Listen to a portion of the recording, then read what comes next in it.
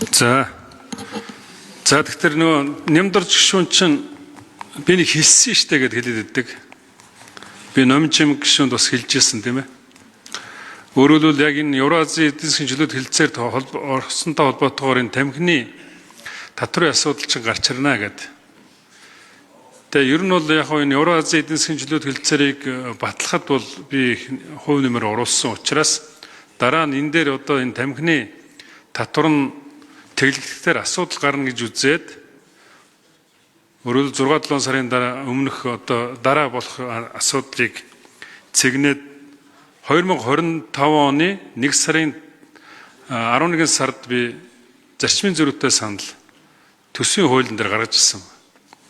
Өөрөөр хэлбэл Монголын юу нь болохоор үндэслэл нь болохоор Монголын экспортын зах зээлийг тэглэх хөдөө аж ахуй уул уурхайн бүтээгдэхүүнийг мах арьс шир ноос нуулуур гэх мэт Орос, Казахстан руу илүү хялбар нийлүүлэх Монголын 250 мянган малчны орлогыг нэмэгдүүлэх хөрөнгө оруулалтыг дэмжих зорилгоор Улсын хурал Монгол улс болон Евразийн эдийн засгийн холбоо түүний гишүүн орнууд хооронд байгуулах худалдааны төр хэлэлцээрийн төслийг зөвшөөрч гар үсэх зурх эрхийг засгийн газарт олгохыг дэмжсэн шийдвэртэй холбоотойгоор дараах зарчмын зөрүүтэй санал гаргаж байна.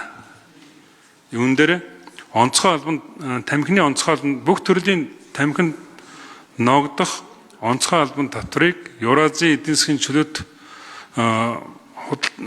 холбоонд орсон орнуудаас импортлох бүх төрлийн тамхинд ногдох онцгой албан татврын хэмжээг 30%-аар нэмэх гэж ингэж оруулж ирсэн байна л да. Тэгэхээр ер нь бол энэ зарим гишүүд ер нь энэ дээр нэг жоохон андуураад байгаа шүү. Өөрөөр хэлбэл эн чинь тэр Евразийн эдийн засгийн 5 орноос л орж иж байгаа тамхин дээр 30%-ийн татвар нь гайлын татвар байхгүй болчихдоор л нөхөж 30%-ийн онцгой татвараар орлуулж байгаа. Бусад өөрөөр хэлбэл тэр 5 улсаас бусад орнууд бүгдээрээ 30%-ийн татвартай оруулаад зөвхөн энэ 5 орн 30%-ийн татваргүй оруулах юм бол эн чинь нөгөө худалдааны зөрүү тэр одоо хуулиар нэг татвар хулгайлсан ийм л асуудал руу орох байхгүй да. Тийм учраас засгийн газараас энэ асуудлыг оруулж ирээд яаралтай ингээд хилцүүлээд дэмжиж баталж байгаа нь маш зөв байгаамаа. Ингэснээр одоо энэ худалдааны тэгш байдлыг илүү бий болгох ийм одоо боломжийг бий болгож байгаа.